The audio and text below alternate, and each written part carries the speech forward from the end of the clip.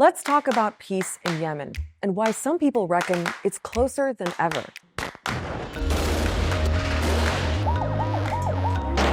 8 years of war have created one of the world's worst humanitarian disasters. 2/3 of Yemenis, 22 million people, rely on aid to survive.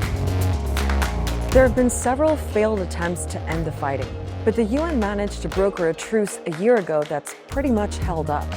Two big players have been talking to each other, and right now there's this extra momentum. One of the reasons for that is what's going on between Saudi Arabia and Iran. They're huge regional rivals who've been on opposite sides of the conflict in Yemen, but lately they've been patching things up. Saudi Arabia and Iran are restoring diplomatic relations 7 years after cutting them off. And this was a really big moment when their foreign ministers met in China to reach that agreement. Here's a reminder of how the Saudi-Iran rivalry is played out in Yemen. You've got a Saudi-led military coalition that's been fighting on the ground and from the air. They support Yemen's government, the internationally recognized government that was kicked out back in 2015 by the Houthis, a rebel group that Iran has been supporting mainly by sending weapons. The Houthis are a Shia political, military, and religious movement that controls a lot of territory, including the capital Sanaa. And so these are the two main sides that have been fighting to control the country. Now, remember that big moment in China between Saudi Arabia and Iran? Well, just 3 days later, we had another important photo op, this one in Yemen. Saudi officials meeting the Houthis for talks in Sanaa. We are seeing, a quite astonishing image for anyone who's been following the war in Yemen, of the Saudi ambassador meeting leading Houthi officials in the same room, posing for photos together. That's not happened. That's our Middle East editor, Abubakr, whose family is from Yemen. He's been helping me understand what's happening. Because for years, the UN has tried to broker peace in Yemen, and now you've got the Saudis and Houthis basically doing their own thing to end the fighting between themselves, with Oman as the mediator.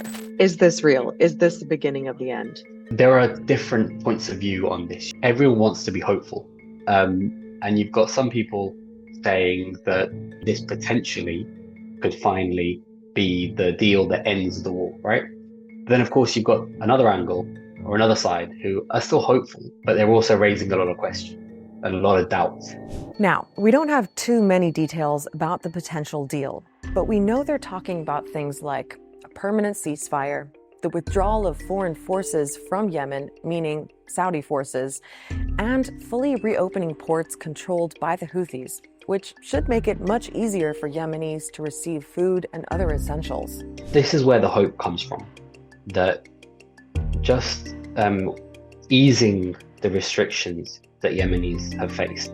And of course, these restrictions haven't just come from one side, but a lot of them have come from Saudi Arabia and decisions that were made in an effort to support the Yemeni government.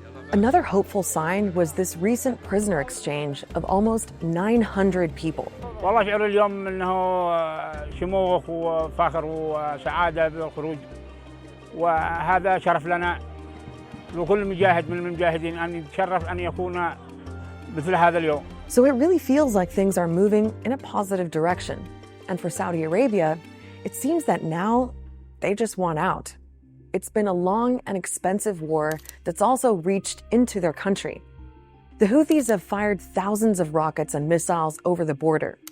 The Saudis have shot down a lot of them, but some attacks have done damage, like this one that hit an important oil facility. The Saudis, this is a conflict that has been going on for so many years. They thought would be over so quickly, and they have not been able to defeat the Houthis. Mohammed bin Salman, in particular, the Crown Prince, he wants to develop Saudi's economy.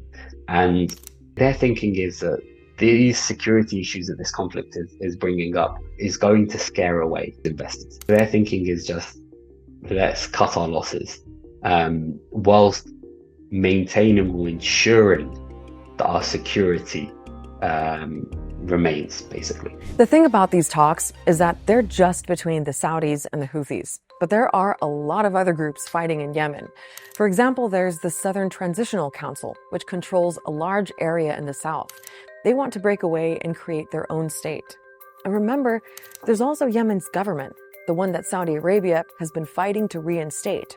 It's not clear if their people are actually getting much of a say in what's been going on. You've got various other forces that have their own beef with the Houthis, so to speak. They will feel that they need to be included and that they can't just be overlooked. And it will be the intricacies and the details of that deal.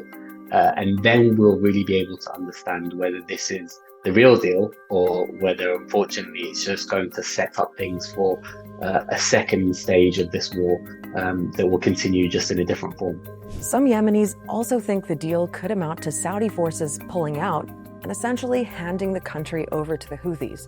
That's something that many people are worried about. For a lot of Yemen, the idea of the Houthis ruling over them is akin to, let's say, the Taliban ruling over Afghanistan for many Afghans. It's just something that they do not want. So even with all the signs of progress towards a deal between the Saudis and Houthis, there's still a lot of skepticism because it'll take so much more to achieve a lasting peace for the whole of Yemen. There are really important elections happening in Turkey. There's a chance that President Erdogan could get voted out after 20 years in power. Check out our explainer to get up to speed.